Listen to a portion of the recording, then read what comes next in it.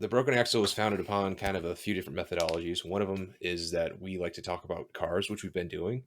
We also like to do hindsight stuff, talk about old stuff that many people may not know about or have great detail about. Steven is a wealth of knowledge. The third topic is something that we haven't really hit up upon because we're still waiting for kind of requests, but it's talking about viewer reviews or viewer requests, I guess.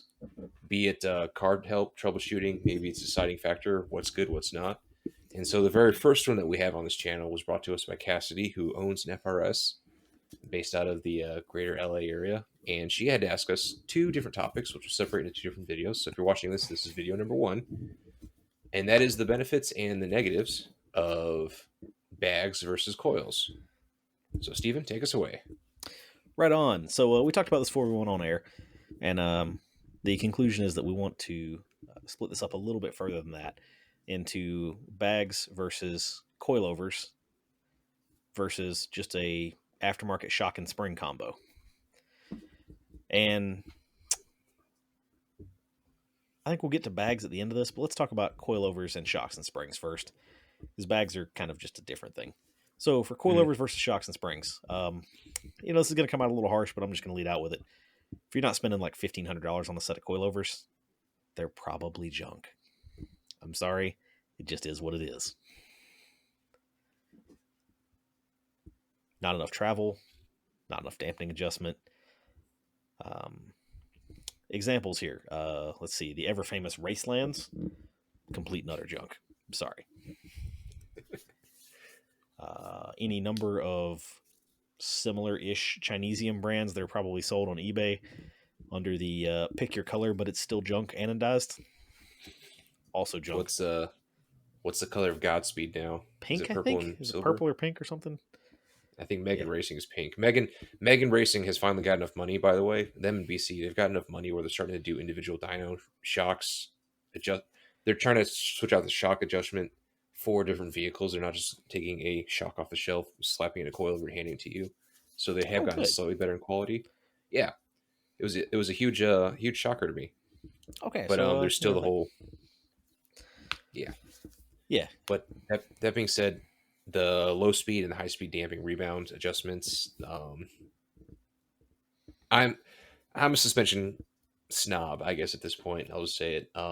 I've driven some of the best handling cars in the world, affordable handling cars in the world, I should say, and firm belief that the manufacturer, the OE, has a great understanding and comprehension of how to valve their vehicles. And if we go about it slapping on BC coilovers, we ruin the dynamics of that car. I'll slap up a picture of something I took off my RX-8 recently, and you could see instantly the issue that I had with it. And that's most of the cheaper shock coilover combinations do not have, they're not valved for the vehicle, and they're not properly damped for the vehicle, and nor do sometimes packaging constraints, sometimes not, do they have enough stroke. So we're talking about the point where basically I would consider coilovers to be worth it. And that's really what we're getting to, right? I'm not saying that you have to spend a ton of money to have a good handling car. Not at all. There are shock and spring combos for reasonable money. We'll say, I would say probably $400 to $500 ish. Get you into decent shocks.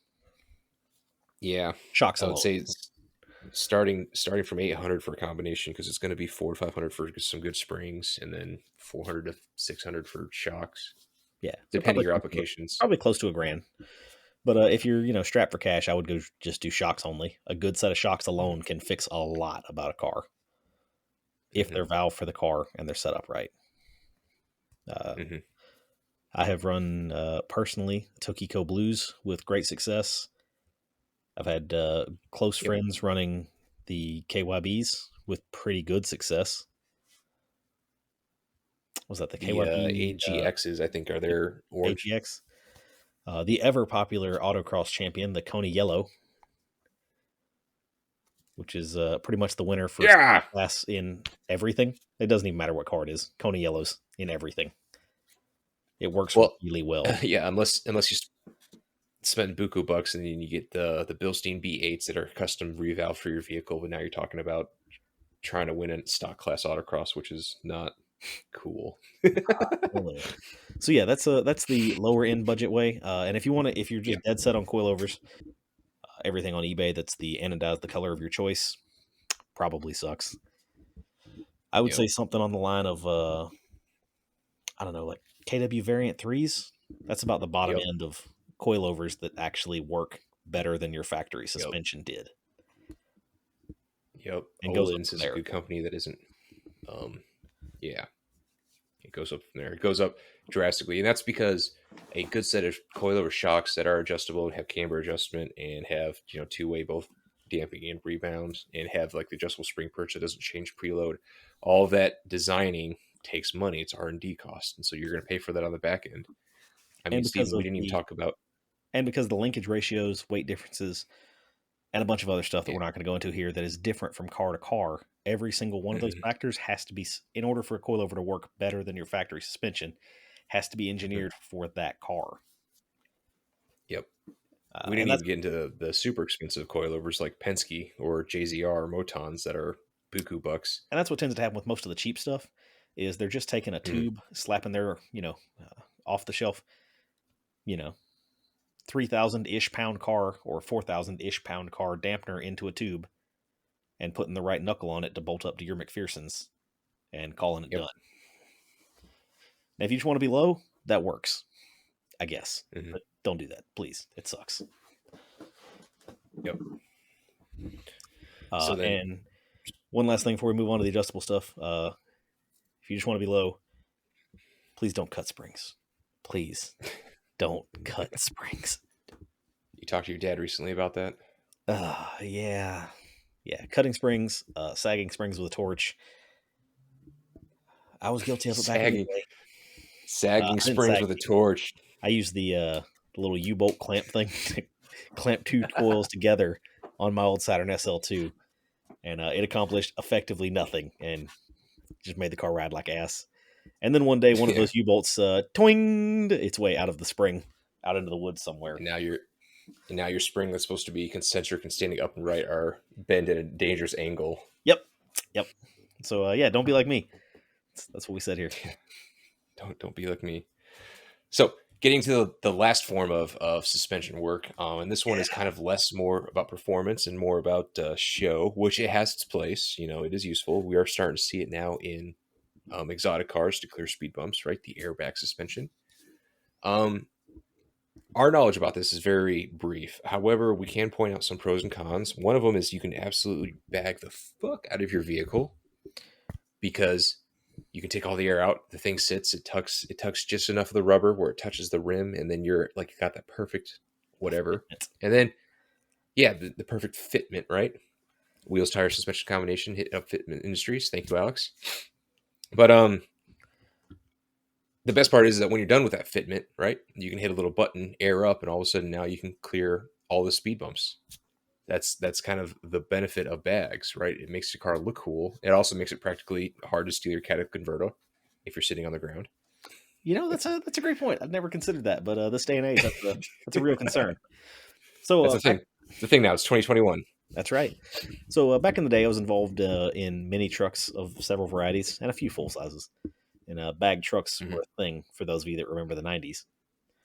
Hmm. Bagged mini trucks were a thing,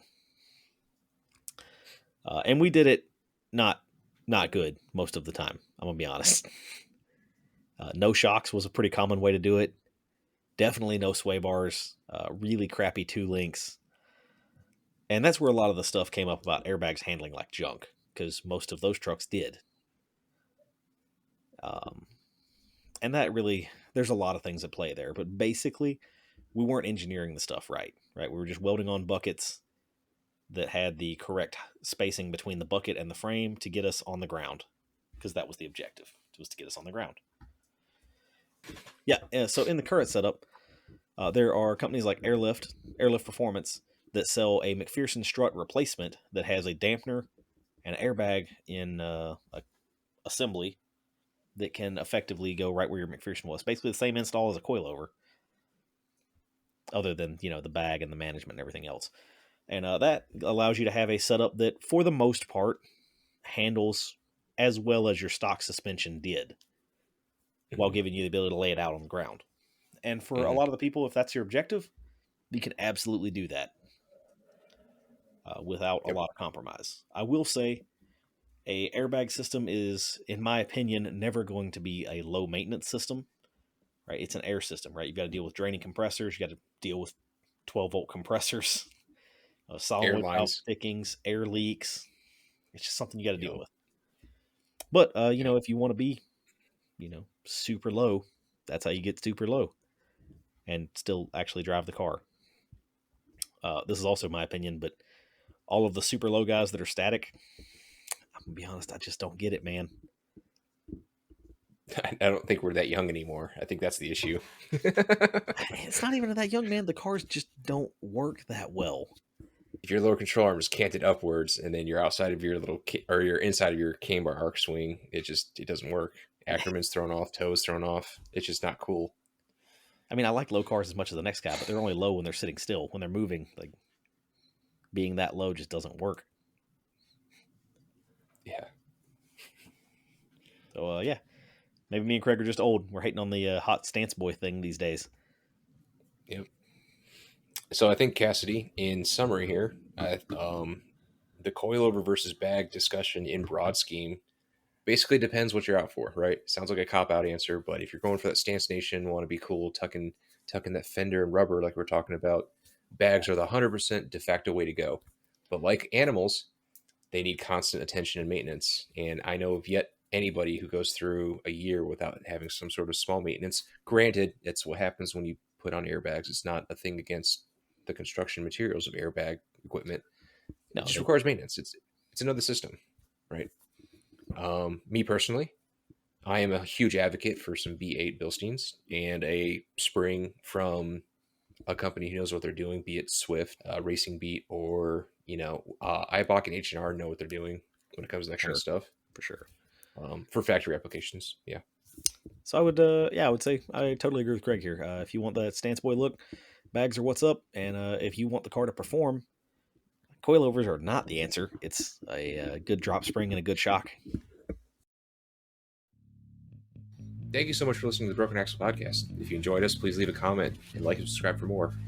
And if you want to help us out, we've got a new merch line. You can check the links below and follow our social media at the Broken Axle Podcast. And you can find me on Instagram at nomadic.wheelman. And you can find me on Instagram and Facebook as Just Can't Drive 55. For the rest of us, hug your kids and call your mama. And go bust some knuckles. Take care.